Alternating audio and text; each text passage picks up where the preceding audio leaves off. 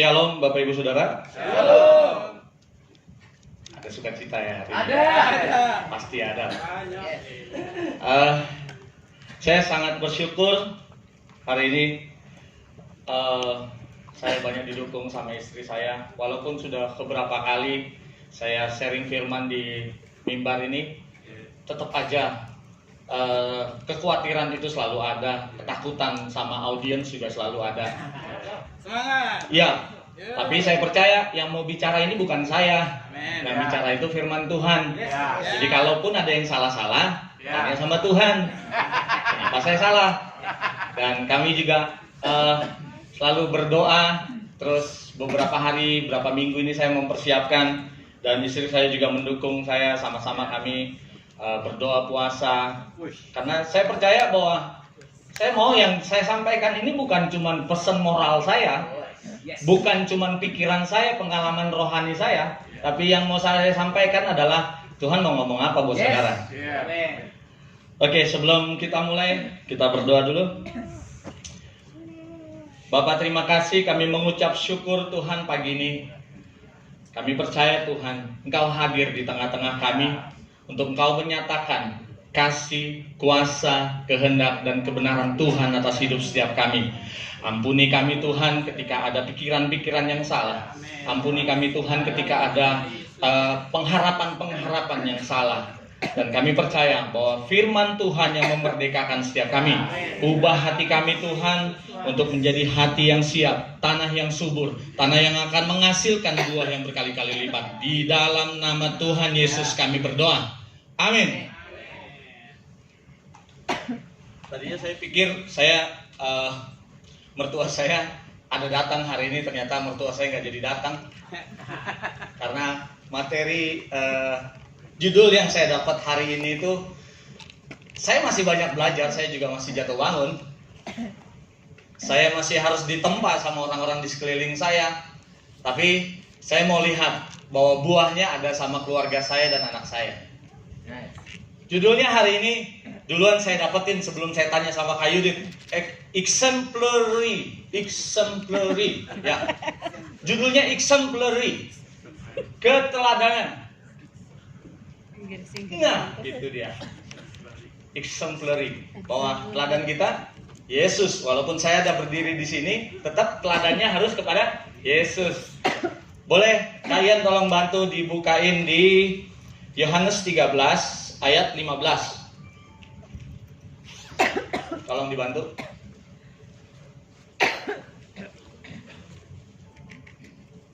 Ini tema dari judul saya.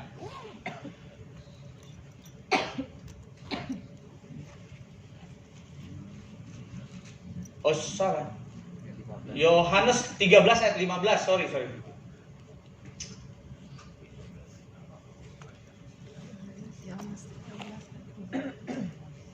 Sebab aku telah memberikan suatu teladan kepada kamu, supaya kamu juga berbuat sama seperti yang telah kuperbuat kepadamu.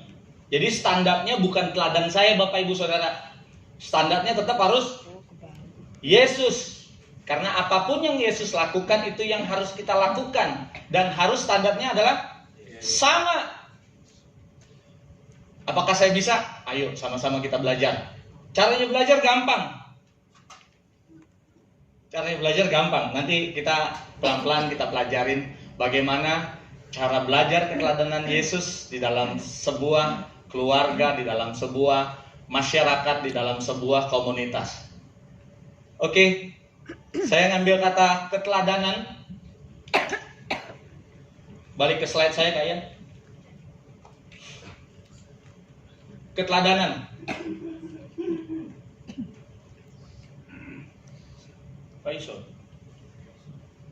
Dari Kamus Besar Bahasa Indonesia, saya ngambilnya itu tentang hal yang dapat ditiru atau dicontoh. Dan ini bicara tentang sesuatu yang positif. Kalau yang negatif namanya ketularan.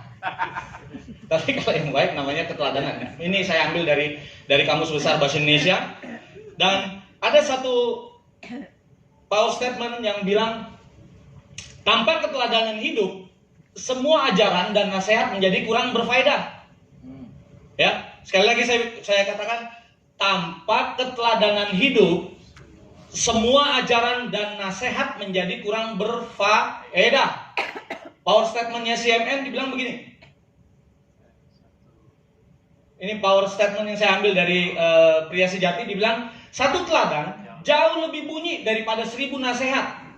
Bahkan Bapak Ibu Saudara, ketika di satu rumah, misalnya saya gitu nggak bisa ngomong, saya bisu, tapi saya melakukan aktivitas-aktivitas yang baik di dalam rumah, kira-kira seisi rumah saya melakukan apa yang saya lakukan nggak? Melakukan, ikut teladan saya.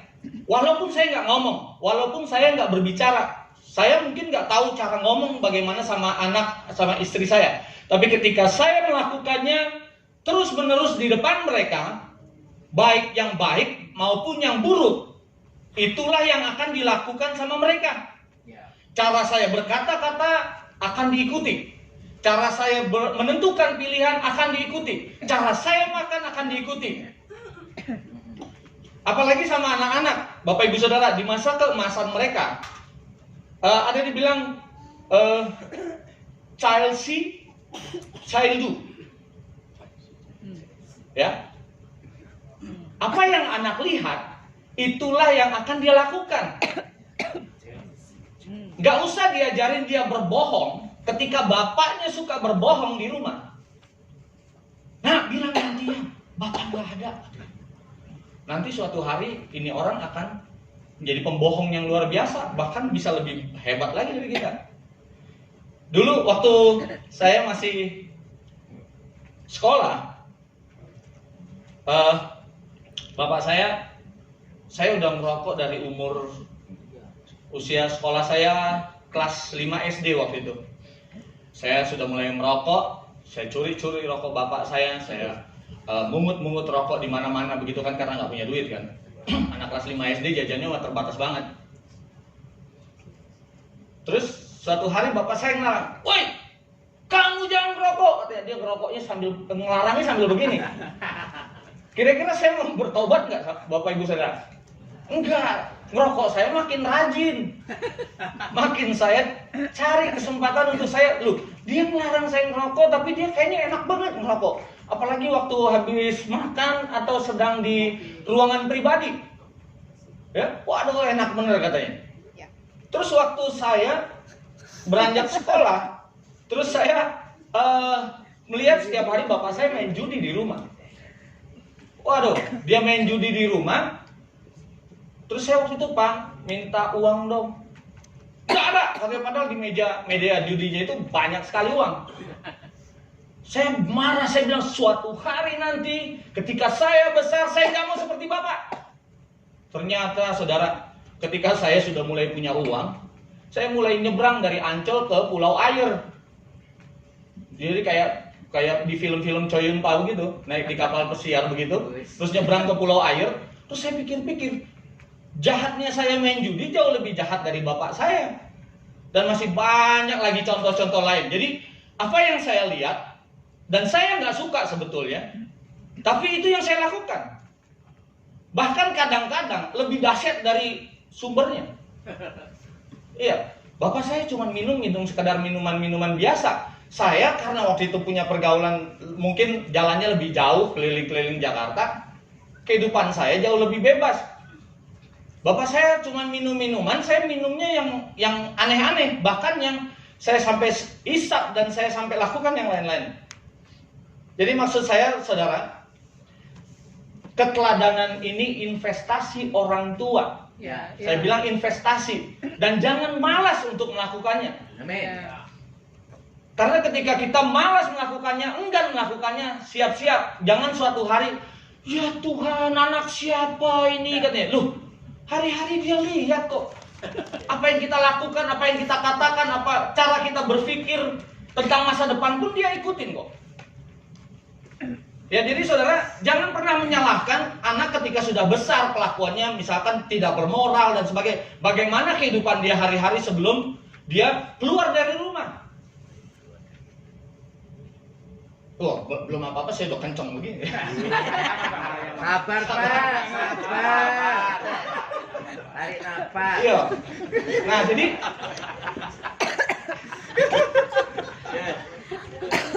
saya dapetin sesuatu tentang pemuridan yang alami itu adalah keteladanan. Yes.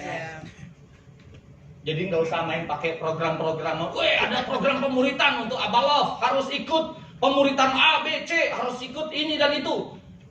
Lakukan mulai dari rumah. Ya. Karena yang saya lakukan, ketika kita menjadi teladan di rumah, itulah pemuritan yang sebenarnya. Amin. Ya. Jadi bagaimana cara kita mengajarkan anak kita cara memperlakukan istrinya nanti, misalkan anak saya laki-laki ya. Bagaimana cara mengajarkan dia memperlakukan istrinya? Ya itu dilihat dari kita, bapaknya. Bagaimana dia memperlakukan wanita? Itu dia selalu lihat bagaimana bapaknya memperlakukan ibunya. Betul. Yes. Jadi suatu hari ketika keluarga rumah tangga anak-anak bapak ibu saudara melakukan hal-hal yang tidak benar di rumah tangganya, ayo koreksi. Koreksi, jangan juga putus asa. Ayo balik sama Tuhan, bertobat sama-sama, minta ampun sama anak kita karena pernah memberikan teladan yang tidak baik tentang bagaimana memperlakukan istri, tentang istri bagaimana memperlakukan suami, bagaimana istri hormat sama suami, itu dicontoh sama anak-anak kita. Ya. Jadi hati-hati Bapak Ibu Saudara, investasi ini bukan suatu yang murah, mahal sekali efeknya. Ya. Bahkan kalau waktu kecil kita, maksudnya waktu anak kita masih kecil, kita mencari uang, wah gila-gilaan semua urusan aktivitas teladan anak diserahkan kepada pembantu. Waduh, bukan tidak mungkin suatu hari anakmu yang akan menghabiskan uangmu. Pasti. Karena mentalnya diajarin, nah minta dong sama papa, bibi mau beli ini beli ini. Jadi suatu kerjanya mungkin morotin terus jadinya. Suatu hari dia nggak punya teladan bagaimana bapaknya mendidik dia.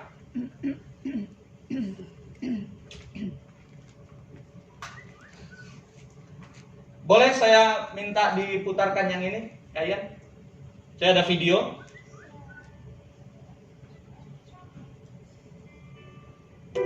Enak kalau khotbah ada videonya jadi lebih singkat. Gak usah diomongin, gak usah disemangat.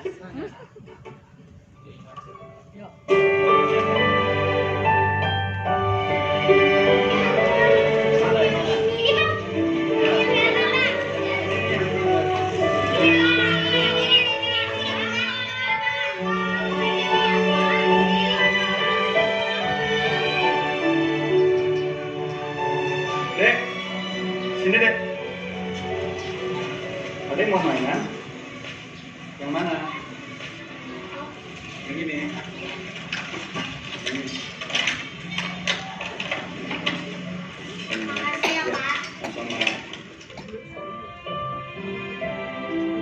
Dulu aku selalu bertanya, mengapa Bapak selalu peduli dengan orang lain? Padahal orang lain juga belum tentu peduli dengan kita.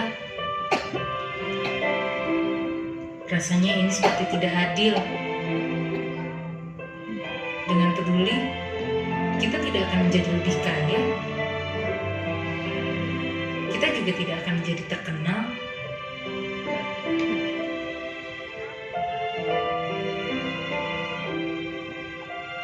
Aku tidak ingin menjadi seperti Bapak.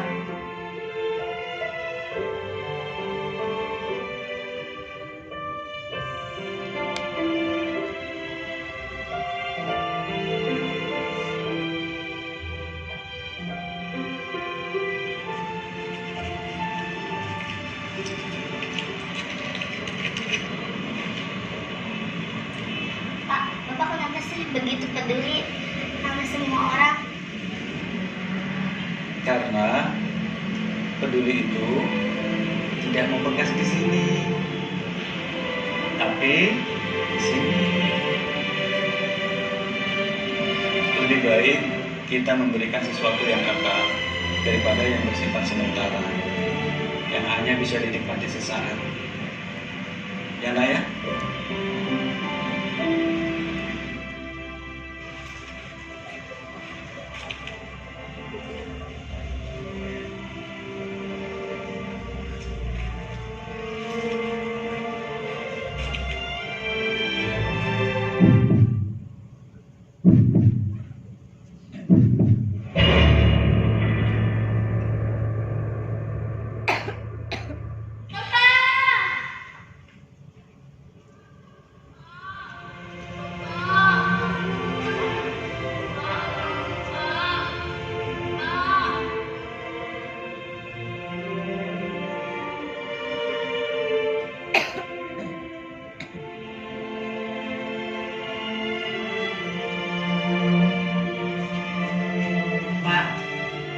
izinkan saya untuk membantu Bapak. Bapak sudah sering membantu saya. Saya harus membalas budi baik Bapak. Saya ikhlas, Bu. Saya tahu penyakit saya sudah lama tidak bisa sembuh. Lebih baik saya pergunakan sisa hidup saya untuk sesuatu yang kekal dan berguna bagi orang lain.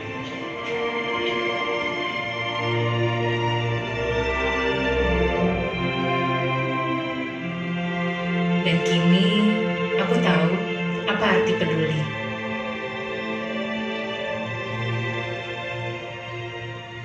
Ini buat kamu. Dari kemarin kakak perhatikan, kamu nggak punya tas. Jadi kakak berikan yang baru. Makasih ya kak. Sama-sama. Belajar yang rajin ya. Kak, kenapa kakak peduli?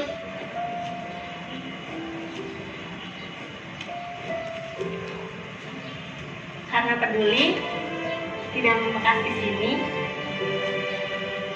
tapi di sini. Lebih baik kita memberikan sesuatu yang kekal daripada yang bersifat sementara, yang hanya bisa dinikmati sesaat.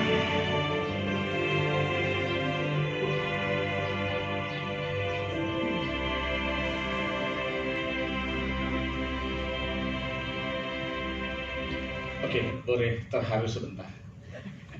Ya, saya ingat khotbah Pak Nandis minggu lalu tentang kita harus membangun sesuatu yang kekal, yang bisa dinikmati sama orang lain, daripada membangun yang sesuatu yang tidak kekal. Jadi hari ini saya tadi menyaksikan bahwa bapaknya nggak terlalu banyak ngomong tentang bagaimana dia harus diteladanin, tapi dia melakukan aja depan anaknya. Dan dia bilang apa tadi? Kepedulian itu tidak membekas di sini, tapi di sini. Terus diingat sampai dewasa nanti dan itu akan menular. Dia lakukan keteladanan di rumah, terutama bapak. Ketika di rumah tangga kita misalnya tidak ada bapak jasmani, ibu pun bisa. Dengan urapan bapak, dengan kasihnya bapak, ibu pun bisa. Lakukan terus. Jangan bosan-bosan, jangan enggan-enggan. Karena ini investasi. Investasinya bukan cuma di dunia, Bapak Ibu Saudara. Ini investasi yang kekal. Dan ini, waduh luar biasa. Maksudnya gini, bukan cuma manusia nanti yang akan balas, Tuhan yang balas. Jadi nggak usah sungkan-sungkan Bapak Ibu Saudara untuk melakukan segala sesuatu itu. Oke, kita kembali ke slide saya. Pemuritan yang alamiah adalah keteladanan. Kita lihat dari apa yang diajarkan Yesus dari Matius 28 ayat 20a, dan dibilang gini, dan ajarkanlah mereka segala sesuatu yang kuperintahkan kepadamu. Ya, ini cerita tentang amanat agung. Pergi jadikan segala bangsa muridku, baptis mereka dalam nama Bapa, Anak dan Roh Kudus, dan ajarkan mereka segala sesuatu yang kuperintahkan kepadamu. Apakah segala sesuatu yang diperintahkan Tuhan sama kita? Ya, segala sesuatu yang Tuhan Yesus lakukan. Dan di dalam 1 Korintus 3 ayat 10 sampai 12, boleh kalian Gary tolong dibukain 1 Korintus 3 ayat 10 sampai 12.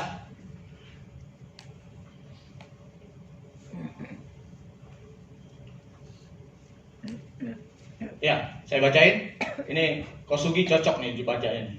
Sesuai dengan kasih karunia Allah yang dianugerahkan kepadaku, aku sebagai seorang ahli bangunan, jangan enggak kok,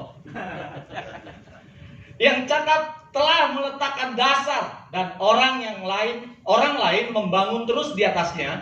Tetapi tiap-tiap orang yang harus memperhatikan bagaimana ia harus membangun di atasnya. Ayat berikutnya. Karena tidak ada seorang pun yang dapat meletakkan dasar lain daripada dasar yang telah diletakkan, yaitu Yesus Kristus. Jadi Bapak Ibu Saudara, ketika kita meletakkan seperti yang minggu lalu Pak Nandis khotbahin tentang pondasi, pondasinya satu-satunya cuma Yesus. Semua hidupnya Yesus. yang harus kita lakukan. Semua perintahnya Yesus. Segala sesuatu yang kuperintahkan kepadamu, katanya. Apalagi? Karakternya Kristus. Cara hidupnya Kristus. Karena dia bilang, dasarnya harus Kristus. Jadi semua hidupnya Kristus itulah dasar hidup kita. Amin. Cuman satu-satunya katanya. Ayat berikutnya. Entahkah orang membangun di atasnya dasar ini dengan emas, perak, batu permata, kayu, rumput, kering, ataupun jerami. Dan ini nanti akan diuji. Segala sesuatunya ketika kita membangun. Dan inilah yang akan kelihatan Bapak Ibu Saudara. Yang akan dilakukan sama orang lain lewat keteladanan kita. Entahkah kita membangunnya dengan cara hidup yang benar. Entahkah kita membangun fondasi ini dengan cara yang asal-asalan. Orang-orang sekeliling kita akan melihat kita. Jadi jangan sembarangan dengan hidupmu. Karena setiap hidup kita dilihat sama orang lain.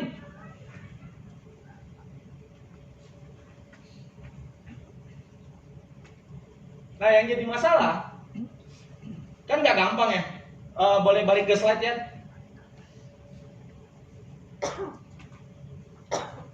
Ini yang harus kita bangun di atasnya, yaitu juga karakter Kristus, mulai dari Matius 5 sampai dengan Matius 7 tentang khotbah di bukit. Karena karakter Kristus tidak sama dengan dunia ini. Masa berbahagia orang yang dianiaya karena mereka akan melakukan ini. Berbahagialah orang yang suci hatinya, katanya. Berbahagialah orang yang begini-begini, semuanya kayaknya nggak sesuai dengan dunia. Itulah Kristus, karena dia tidak sama dengan dunia. Kita harus melakukannya yang memang tidak sama dengan dunia. Seperti yang kemarin-kemarin dikhotbahkan sama Pak Nandi sama Pak Bambang. Tapi mudah nggak Bapak Ibu Saudara? Susah. Siapa bilang gampang? Melakukan karakter Kristus. Kita dianiaya katanya berbahagia. Kita miskin katanya berbahagia. Nggak gampang Bapak Ibu. Sangat sulit. Bahkan kayak di kemarin bilang tentang jadi Kristen itu mustahil. Ya karena begini, kita nggak sama dengan dunia. Jauh beda sekali. Karena kita dibilang kemarin di Roma 12 ayat 2 yang hari ini juga ya. Yang kemarin. Bahwa kita harus melakukan pembaruan budi. Kita nggak boleh serupa dengan dunia ini. Dan nggak gampang. Nah, kenapa banyak orang gagal dalam melakukan segala perintah-perintah Kristus dan melakukan apa yang menjadi karakter Kristus, membangunnya di atas fondasi yang benar di atas Kristus? Karena kenapa? Karena mereka cuma berpengetahuan tentang Kristus. Mereka cuma berpengetahuan tentang firman Tuhan.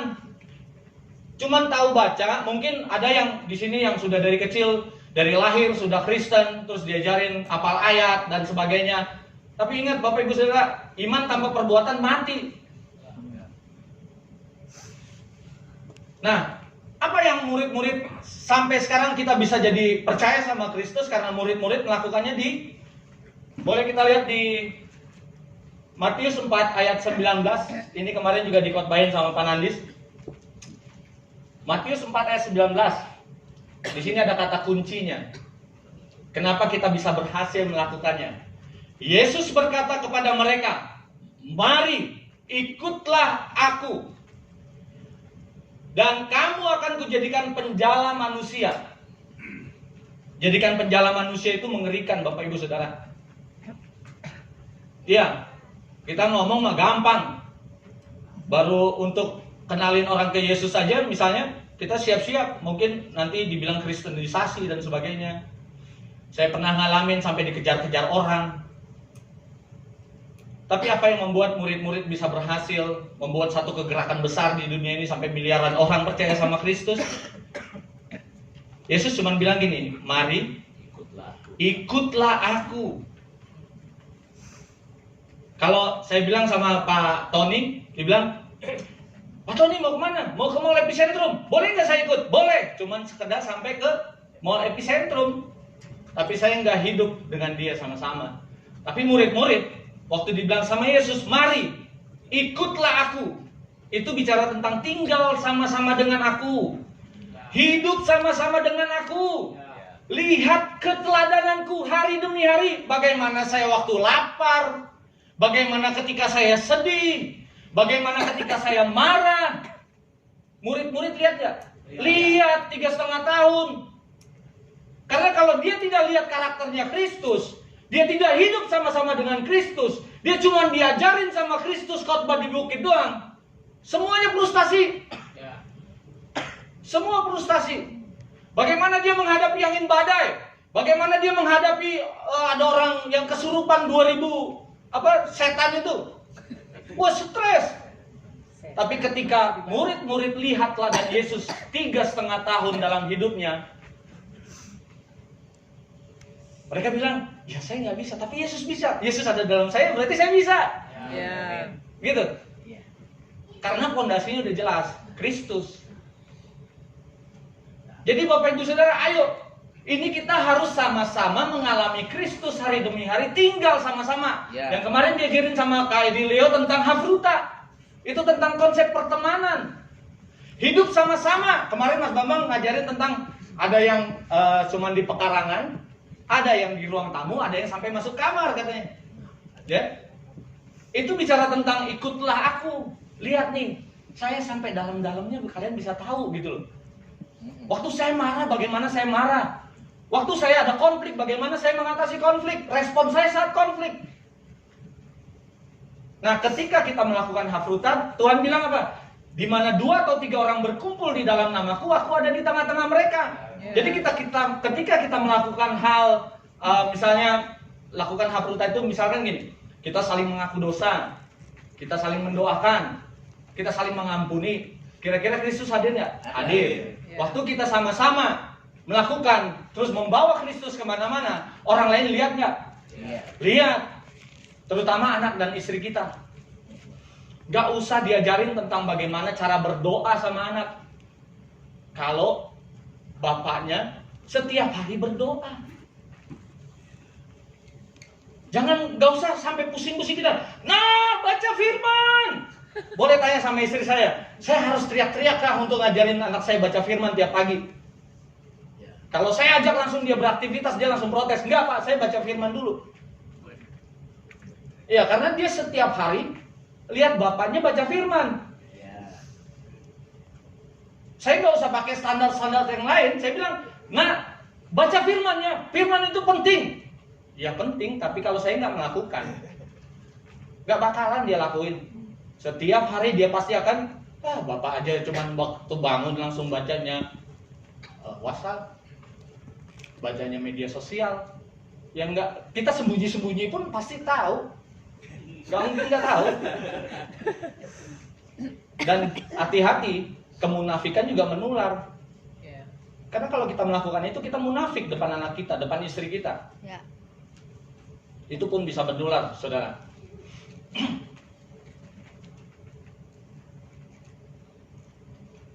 Oke, saya ada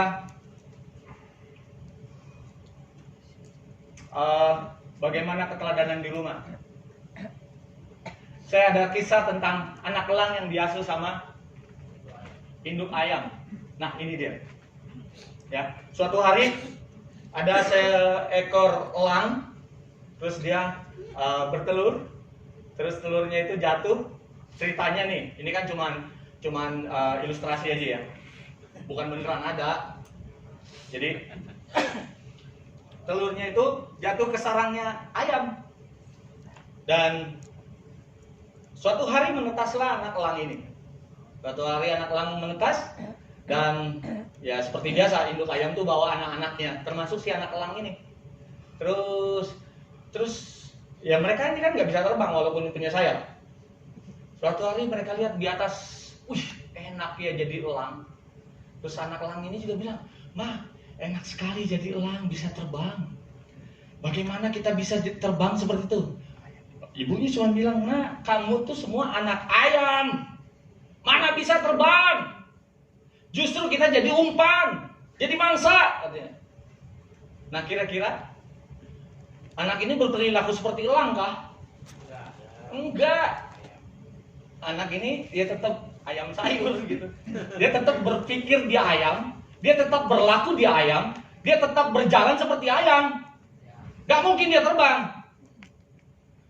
Sampai akhir hidupnya, ketika dia tidak menemukan jati dirinya di anak elang, dia akan tetap anak ayam walaupun bodinya bodi elang. Ya.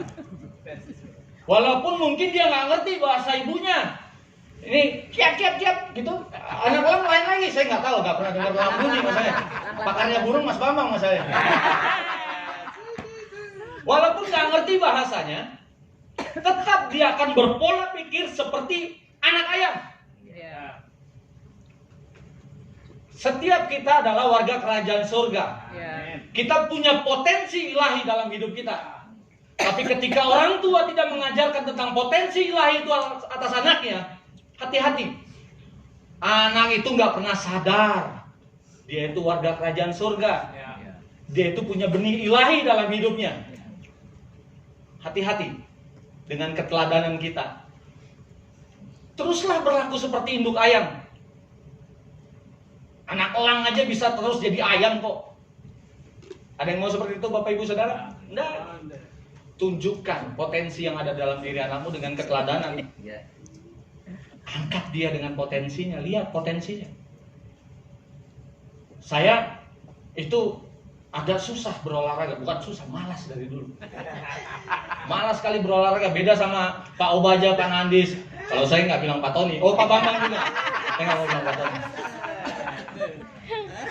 Suatu hari saya marah sama anak saya, "Nak, kamu bergerak dong, olahraga dong." Dia enggan. Terus suatu hari dia komplain sama mamanya, dia bilang gini, "Ngapain sih tuh orang main bola? Satu bola direbutin banyak orang, gak ada kerjaan." Ya karena saya nggak pernah dilihat dia berolahraga, saya taunya malas-malasan mungkin yang dia lihat. Nah jadi itulah kekuatan dari keteladanan Bapak Ibu Saudara. Jadi jangan main-main dengan sikap hidupmu di rumah. Jangan main-main dengan sikap hidupmu ketika hidupmu ditentukan untuk jadi teladan bagi orang lain. Misalkan jadi pemimpin komsel kah, menjadi pemimpin rumah tangga kah, menjadi pemimpin di gereja kah, hati-hati dengan sikap hidupmu. Coba kalau misalnya Mas Bambang orangnya sembrono, ya, terus suka berkata-kata sia-sia depan kita misalkan. Apa enggak kita jadi jemaat yang sembrono dan berkata-kata sia-sia? Pasti lambat laun pasti akan seperti itu. Walaupun misalkan yang di sekeliling Mas Bambang baik-baik, misalnya seperti saya agak baik-baik. Tapi tetap yang dilihat itu Pak Bambang. Makanya setiap kita harus hati-hati dengan sikap hidup kita. Orang lihat teladan hidup kita. 1000 nasihat tuh nggak ada gunanya. Oke. Menjadi orang tua itu adalah memberi teladan. Anak itu peniru ulung ceritanya. Saya kembali mengulas waktu tema khotbah saya yang lalu. Di waktu pertama kali khotbah itu tentang ortu burung unta. Jadi burung unta. Bapak Ibu Saudara ada yang tahu burung unta? Burung unta tuh bisa ketingginya sampai 2,5 meter. Dia burung yang sangat cepat larinya. Tapi apa yang jadi teladan buat dia? Boleh saya minta ayatnya? No. Ayub 39 ayat 16 sampai 19.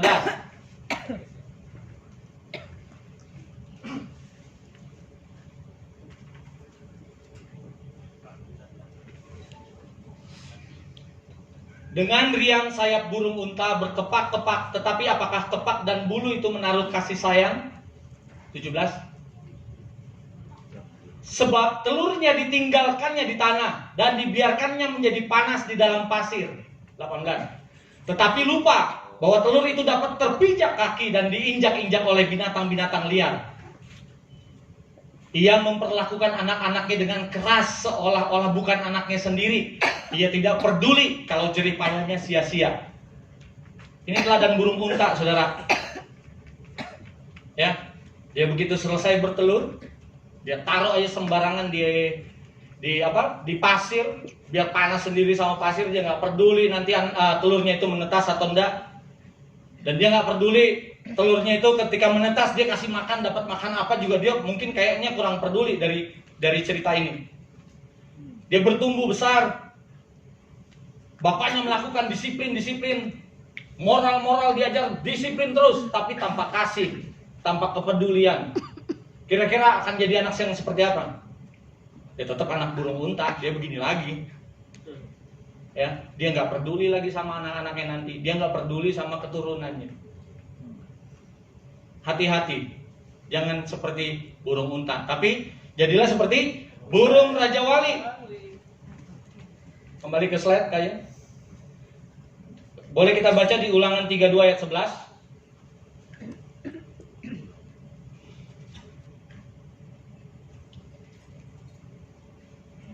Ulangan 32 ayat 11. Laksana Raja Wali menggoyang bangkitkan isi sarangnya, melayang-layang di atas anak-anaknya, menggembangkan sayapnya, menampung seekor dan mendukungnya di atas kepaknya.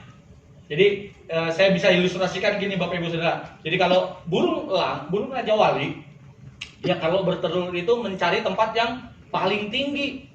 Dicari tempat yang paling istimewa yang gak bisa digangguin sama makhluk lain. Cuman dia doang bisa naik ke situ. Dan ketika telurnya ini menetas dan menjadi seekor Raja Wali, terus dia mulai besar, apakah induk Raja Wali bilang, "Nah, ayo terbang, ayo bisa nak." Bisa enggak cuman itu. Ya anaknya masih takut karena dia ada di ketinggian paling tinggi. Itu kebiasaannya Raja Wali. Tinggi sekali. Setiap kita yang baru belajar terbang pasti takut. Apa yang dilakukan Raja Wali Bapak Ibu? Ditendang katanya. Saya melihat contoh yang itu masalahnya. Menggoyang bangkitkan isi sarangnya. Dia goyang-goyang sarangnya supaya anaknya itu jatuh. Kira-kira kita paling kalau kita lihat secara mata ini kita bilang, ih tega banget nih orang tua seperti itu. No. Ini cara didikan Raja Wali. Dia nggak mau anaknya itu cuman jadi itu tadi anak ayam yang nggak tahu potensinya dia anak elang. Dia harus bisa terbang. Dia harus punya mental yang berani. Dia harus menghadapi karena dia harus makanan dia, mangsanya dia adalah makhluk hidup, bukannya padi-padi, bukannya tumbuh-tumbuhan, bukan. Dia harus melawan makhluk hidup untuk dia bisa makan. Makanya dia harus tough, harus kuat, harus jago terbang. Itulah induk dari Raja Wali. Oke, saya tambahin ke bagaimana menjadi teladan. Oh, saya ada tambahan ayat. Boleh Bapak Ibu Saudara baca di Amsal 20 ayat 7. Ini langsung dari terjemahan baru ya. Dia bilang gini, orang benar yang bersih kelakuannya, berbahagialah keturunannya. Orang benar yang bersih kelakuannya, berbahagialah keturunannya. Jadi kalau kita benar, kita bersih kelakuan kita, berbahagialah keturunan kita. Dan di terjemahan bahasa Indonesia masa kini, ya benar ya, BIMK, bahasa Indonesia masa kini dibilang gini, anak-anak yang beruntung jika mempunyai ayah yang baik dan hidup kudus. Jadi ketika kita hidup baik, ketika kita hidup kudus, terutama bapak-bapak di sini ya, karena di bahasa Indonesia masa kini dibilang tentang ayah. Anak-anak yang beruntung, generasi yang beruntung, keturunan yang beruntung. Kalau apa? Bapak-bapaknya beres, orang tuanya beres, hidup kudus. Jadi jangan pernah mimpi punya anak baik kalau hidup kita nggak benar. Omong kosong. Nanti baru kalau kena batunya, baru dia waduh, menyesal saya dulu. Enggak. Ya tapi puji Tuhan, ada cara Tuhan untuk setiap orang yang terpilih, dia akan balik benar. Iya. Saya juga dari generasi yang mungkin orang tua saya asal-asalan, mungkin orang tua saya tidak hidup benar. Tapi sekarang puji Tuhan saya lihat perubahan hidupnya banyak sekali. Tapi apa Bapak Ibu Saudara? Kalau saya mau melihat anak saya udah benar, jadi keturunan yang beruntung. Ayo investasikan waktu saudara. Jangan kita minta anak kita baik, anak kita nggak bermasalah masa depannya, terus orang yang nggak antusias dan sebagainya, tapi hidup kita nggak bener. Ya enak bener hidupnya. Ya, kita mau berusaha, mau punya usaha yang lebih besar, itu kita harus investasi. Nggak ada orang yang cuman beruntung terus, nggak ada. Harus ada action yang dilakukan, dan harus ada yang kita lakukan di depan anak kita. Dia lihat teladan kita, bagaimana berumah tangga, bagaimana cara mengelola keuangan, bagaimana cara hidup, bagaimana cara bergaul. Semua itu dilihat dari kita, teladannya orang tua. Ya. Kemudian keteladanan di pelayanan. Boleh bantu dibukain di Ibrani 13 ayat 7 sampai 8. Waktu saya 15 menit lagi ya. Karena sebentar habis ini ada ibadah bridge. Jadi saya agak dipercepat sedikit. Keteladanan dalam pelayanan. Ingatlah akan pemimpin-pemimpin kamu yang telah menyampaikan firman Allah kepadamu. Perhatikanlah akhir hidup mereka dan contohlah iman mereka. Yesus Kristus tetap sama baik kemarin maupun hari ini dan sampai selama-lamanya. Ada 3 poin yang saya catat di sini. Yang pertama, ingatlah pemimpin rohanimu. Karena pengurapan pun, berkat pun, itu turunnya dari kepala dulu. Ingatlah akan pemimpin-pemimpin rohanimu. Bukan saya bilang sama anggota komsel saya, ingat saya dong kalau makan, ingat saya dong kalau dapat happy-happy. Enggak, bukan tentang itu. Lihat teladan pemimpin-pemimpin hidupmu, pemimpin-pemimpin rohanimu. Perhatikan akhir hidup mereka dan contohlah iman mereka. Dan yang pasti, ketika kita memperhatikan hidup mereka, ketika kita melakukan apa yang mereka lakukan dan kita memperhatikan akhir hidup mereka dan contoh iman mereka, keluarga kita pun akan diberkati. Karena apa? Kita akan diikuti juga oleh orang lain. Dan kalaupun pemimpin rohanimu, tanda kutip, tidak bisa ditiru, tidak bisa diteladanin, karena mereka juga manusia, kita harus sama-sama nih melakukan keteladanan sama-sama. Ingat di ayat 8-nya dibilang, mana tadi? Ketika pemimpin-pemimpin rohanimu, orang-orang yang kau teladani, orang-orang yang kau tiru hidupnya, imannya, tidak bisa sesuai dengan ekspektasi saudara, jangan dikecam, jangan dinyinyirin dan sebagainya. Enggak, ayo sama-sama bangun dia. Karena di ayat 8 dibilang gini, Yesus Kristus tetap sama, pemimpin saudara nggak sama. Bisa kadang-kadang mungkin ada yang mudi, ada yang lagi ngedrop dan sebagainya, bisa jadi. Mungkin kondisi ekonominya lagi kurang baik, bisa jadi. Mungkin saat itu lagi emosinya tinggi, bisa jadi. Mungkin saat itu sedang sakit, butuh ditolong, bisa dikuatkan, bisa jadi. Tapi apakah itu mempengaruhi hidup saudara? No. Yesus Kristus tetap sama, lihat teladannya dia. Pemimpinmu belum tentu bisa terus sama, stabil terus, dia baik terus depan saudara, belum tentu. Karena banyak orang yang meneladani pemimpinnya bulat-bulat, maksudnya saklek sekali. Itu banyak kan kecewa, masa pemimpin begitu, masa bapak begitu. Ngakunya bapak, ngakunya pemimpin rohani, kelakuan sama aja. Kadang kita begitu ya saudara ya. Tapi balik lagi ke sini nih. Yang tadi awal, bahwa pondasinya adalah Kristus. Dasarnya Kristus.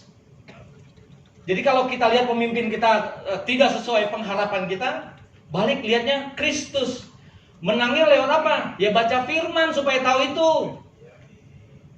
Jangan terlalu nuntut juga. Ya bukan saya karena ada di posisi kepemimpinan terus saya nggak mau dituntut, enggak. Ayo kita sama-sama belajar. Teladan kita Kristus. Ketika kami dalam kondisi lemah, ingatkan kami tentang karakter Kristus, hidupnya Kristus, teladannya Kristus. Saudara boleh loh. Ayo, tapi ada caranya untuk mengingatkan. Kadang-kadang kan pemimpin agak egois. Weh, duluan saya tahu itu katanya. Atau weh, saya lebih senior rohani. No, ayo. Itu makanya kita ada dalam keluarga. Hidup dalam keluarga itu, saya juga boleh ngingetin bapak saya, Pak, kurangin yang begadang. Gak baik misalnya. Terus kurangin, bapak saya masih merokok, kurangin merokok. Karena sampai sekarang juga susah bener disuruh berhenti merokoknya. Harus ikut PKS. Ya, tapi itu yang kita bisa ingetin. Ayo, Pak, standar kita Kristus. Teladan kita Kristus. Jadi, karena kadang gini ya, saudara. Waktu kita nginjilin orang, percaya sama Yesus, yang dilihat dulu dia jadi pengikutnya siapa dulu? Jadi pengikut kita dulu. Waktu itu kita nginjilin orang, tentang Yesus itu baik, tentang Yesus itu adalah anugerah, tentang Yesus itu, wah banyak sekali. Tapi hidupmu bagaimana? Kira-kira orang mau ikut nggak? Perbaiki dulu juga karaktermu sambil berjalan. Sambil sama-sama kita belajar karakternya Kristus. Kadang-kadang kita, misalnya, kehidupan keuangan kita juga masih belajar banyak. Terus tiba-tiba ada orang yang kehidupan keuangannya hancur-hancuran, kita nasihatin dia macam-macam. Suatu hari bukannya nggak mungkin dia tahu kehidupan keuangan kita. Kira-kira orang itu bakalan, ya, ngomong aja loh. Ya udah pasti begitu. Karena dia lihat teladannya kita dulu. Ayo sama-sama kita belajar. Kita belajar, yuk bagaimana cara Yesus memperlakukan uang. Bagaimana cara Yesus dalam kehidupan saling ini setiap hari loh, mereka 3,5 tahun jadi teladan. Yuk kita lihatnya Kristus. Jangan lihat pemimpin-pemimpin rohani saudara yang kalau tidak sesuai dengan pengharapan. Tetap lihatnya Kristus.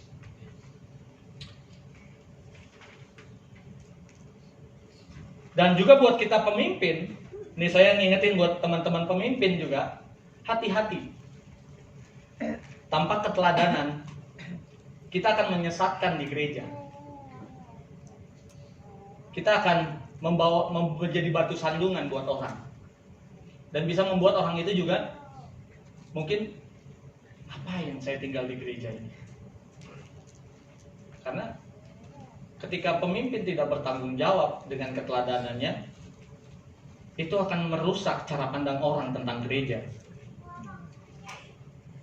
Karena pemimpin adalah pusatnya di depan. Misalnya, contohnya ya, di gereja rajin sekali berdoa. Wah, berdoa, ayo! Bahwa strategi yang terbaik bagi pertumbuhan gereja kita adalah doa. Wih, di rumah berdoa nggak? Tanya sama anaknya, papa pernah berdoa? Enggak. Terus kita ngajarin tentang orang hal berpuasa. Terus di rumah tanya, bapak pernah puasa? Enggak. Hati-hati. Yuk kita sama-sama, maksudnya setiap bapak ibu saudara itu juga jadi pemimpin. Minimal di rumah tangga. Jadi teladan buat anak. Jangan berlaku munafik. Munafik itu lama-lama tahu.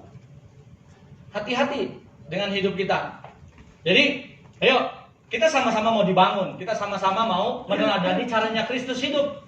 Yaitu ngalamin Kristus tiap hari caranya. Karena kita kan nggak bisa lihat langsung Kristusnya nih. Jadi cara meneladani Kristus, yaitu meneladaninya sama-sama. Ngaku dosa, ngalamin Kristus sama suami istri, atau sama kakak adik, atau sama orang tua dengan anak dan sebagainya. Lo ngalamin Kristus setiap hari. Kita berdoa, ngaku dosa, mengampuni, terus alamin terus, itu akan menular ke orang. Dan orang lain akan lihat Kristus di tengah-tengah kita. Nggak usah pakai belajar banyak-banyak tentang Yesus itu bagaimana ya? Kenapa dia dibilang maha suci? Kenapa? Waduh. Sampai kita jadi jemaah gereja YouTube Indonesia. Kita cari pengajaran-pengajaran tentang Yesus yang banyak gitu kan. Sampai yang nyeleneh-nyeleneh pun kita pelajarin. Akhirnya kita nggak ngerti cara ngejelasin Kristus. Karena kenapa? Kita nggak ngalamin Kristus. Kita berpengetahuan doang tentang Kristus. Ayo alamin terus, suami istri alami Kristus di rumah tanggamu. Anak orang tua alami Kristus di rumah. Ketika ada pengampunan, ketika ada doa, ketika ada pengakuan dosa hari demi hari, Kristus hadir. Kristus hadir akan menyatakan teladannya buat hidupmu. Dan itu akan dilihat orang. Itu yang paling penting. Oke. Bagaimana menjadi teladan di masyarakat? Karena kita juga perlu jadi teladan di masyarakat ya. Ini bahasa halusnya untuk kita menjangkau orang lah. Karena setiap kita ikut Kristus, kita harus jadi apa? Penjala manusia. Bolehkah yang bukain Filipi 4 ayat 4 sampai 6? Ini udah ayat terakhir kok. Nah, lanjut. Udah mulai ngos-ngosan saya. Oke, Filipi 4 ayat 4 sampai 6. Bersukacitalah senantiasa di dalam Tuhan. Sekali lagi kukatakan bersukacitalah. Ayat 5. Hendaklah kebaikan hatimu diketahui semua orang. Tuhan sudah dekat. Tuhan sudah dekat tuh maksudnya waktu kiamat bukannya mau nyampe, belum. Maksudnya gini, ketika kita bersukacita senantiasa di dalam Tuhan dan kebaikan hatimu diketahui semua orang, Tuhan sudah dekat sama orang itu. Ya? Ketika kita bersukacita dalam keadaan apapun, dalam kondisi susah maupun senang, kita bersukacita, katanya senantiasa loh. Bukan dibilang kalau kamu lagi senang bersukacitalah, kalau lagi enggak jangan. Enggak kan? Bersukacitalah senantiasa di dalam Tuhan. Sekali lagi aku katakan bersukacitalah. Ayat 5-nya. Hendaklah kebaikan hatimu diketahui semua orang. Tuhan sudah dekat sama orang itu. Ayo, lakukan. Jadi gak usah ngomong banyak-banyak tentang Tuhan kalau Tuhan gak bisa mereka lihat di antara kita, di dalam kita. Caranya untuk menceritakan Tuhan buat orang lain, lakukan, hadirkan Tuhan di tengah-tengah kita, di dalam kita, di antara kita. Orang lain akan lihat Tuhan dan dibilang, Tuhan sudah dekat. Ini bukan tentang hari kiamat loh ya.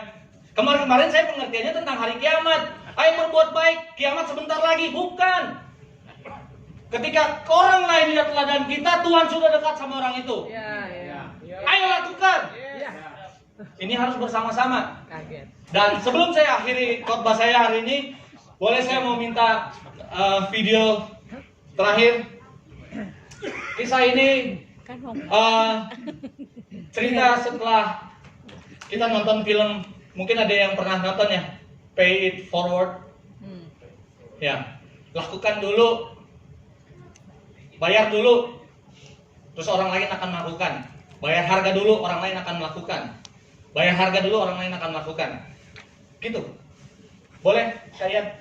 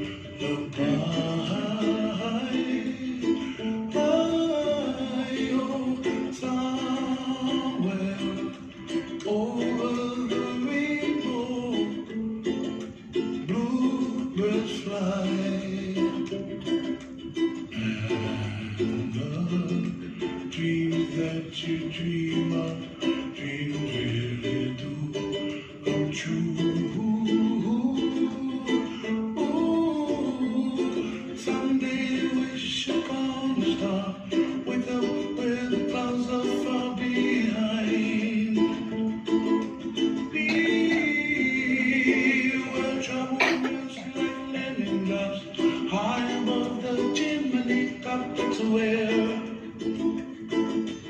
find me somewhere over the rainbow. Bluebirds fly, and the dream that you did to, oh why can't I? When I see trees of green and red roses too, I watch them bloom for me and you, and I think to myself, what a wonderful world. Well, I see skies of blue, and I see clouds of white, and the brightness of day. I like the dark, and I think to myself, what a wonderful world. The colors of the rainbow, so pretty in the sky, are also on the faces of people passing by. I see friends shaking hands, singing, how do you do? They really say, I love you. I hear babies cry, and I watch them grow. They'll learn much more than we'll know, and I think to myself, what a wonderful world. Someday I wish upon a star, wake up where the clouds are far behind. Be where trouble melts like a lemon drops high above the chimney top. That's where you find me, oh, somewhere over the rainbow, way up high. The dream that you did to, why, oh why can't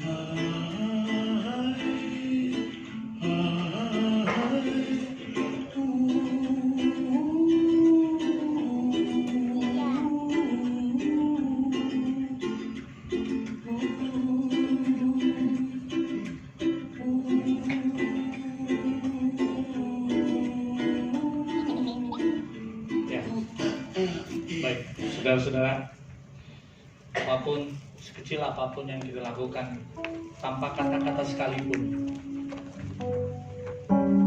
akan membuat orang lain di sekeliling kita akan melakukan hal yang baik juga. Keluarga kita, anak-anak kita, lakukan aja, apapun, sekecil apapun, lakukan aja. Lakukan aja. Karena itu akan berdampak bagi sekelilingmu, berdampak bagi komunitasmu, berdampak bagi rumah tanggamu. Ini baru tanpa kata-kata aja bisa seperti itu, walaupun ini hanya ilustrasi. Bagaimana kalau kita melakukannya dengan perkataan firman? Bagaimana kalau kita memperkatakannya dengan kuasa? Bagaimana kita memperkatakannya sebagai kita warga kerajaan surga? Apakah itu akan lebih luar biasa lagi bagi hidup Bapak Ibu Saudara dan sekelilingmu? Ayo, masih banyak orang-orang sekeliling kita yang butuh uluran tangan kita dengan teladan kita. Kalaupun kita nggak pintar berkata-kata, lakukan aja. Lakukan aja. Satu teladan jauh lebih bunyi dibandingkan 1000 nasihat. Satu teladan jauh lebih berfaedah dibandingkan daripada 1000 nasihat sekalian, Bapak Ibu Saudara. Ayo lakukan. Ketika ada pelayanan-pelayanan di kegiatan sosial kita, ketika ada pelayanan misi di kota, di desa, ayo ikut. Bahwa apa yang kita lakukan akan berdampak bagi kerajaan surga, dan Tuhan akan menyertai senantiasa. Dia nggak pernah ninggalin kita, Bapak Ibu Saudara. Kuasanya tetap hari ini, sekarang, besok, sampai selama-lamanya. tidak berubah. Dan itu ada di dalam Bapak Ibu Saudara. Ayo.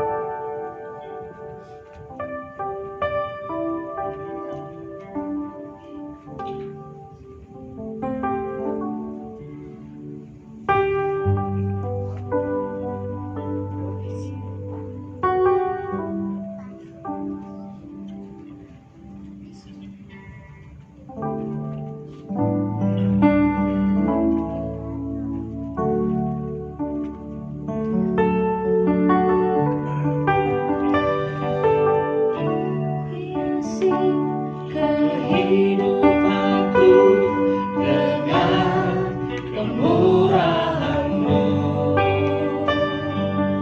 Kau rencanakan masa depanku penuh dengan harapan.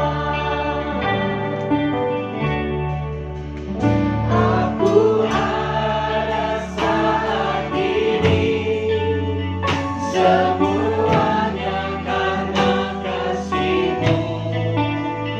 Aku hidup hari ini, semua berkat kemurahan-Mu. Terima kasih Yesus, Engkau sangat baik, teramat baik bagiku. Aku ada saat ini, semuanya karena kasih-Mu. Aku hidup hari ini, semua berkat kemurahan-Mu. Terima kasih Yesus, Engkau sangat baik, teramat baik bagiku. Ya, Tuhan, kami percaya kami ada saat ini semua karena anugerah Tuhan. Maka apa yang kami alami saat ini Tuhan, biarlah Tuhan terus berkehendak atas hidup kami. Kami mau menjadi teladan Tuhan terhadap sesama kami. Kami mau menjadi teladan Tuhan dalam komunitas kami. Kami mau melakukan hal-hal kecil sekalipun Tuhan, supaya orang lain melihat Kristus ada di dalam kami. Kami rindu Tuhan kehidupan anak-anak kami, rumah tangga kami Tuhan ada di dalam teladannya Kristus. Supaya setiap orang yang melihat hidup kami, setiap orang yang melihat rumah tangga kami, setiap orang yang melihat komunitas kami, mereka melihat Kristus. Dan kami percaya Tuhan, ketika orang lain melihat itu Tuhan, Tuhan sudah dekat bagi orang itu. Berkati Tuhan setiap pelayanan-pelayanan yang ada Tuhan. Kau yang memberikan kekuatan kepada kami untuk menjadi teladan yang benar, supaya keturunan kami beruntung Tuhan. Terima kasih Bapa. Terima kasih, segala kemuliaan hanya bagi nama-Mu Tuhan. Di dalam nama Tuhan Yesus, setiap yang percaya katakan amin.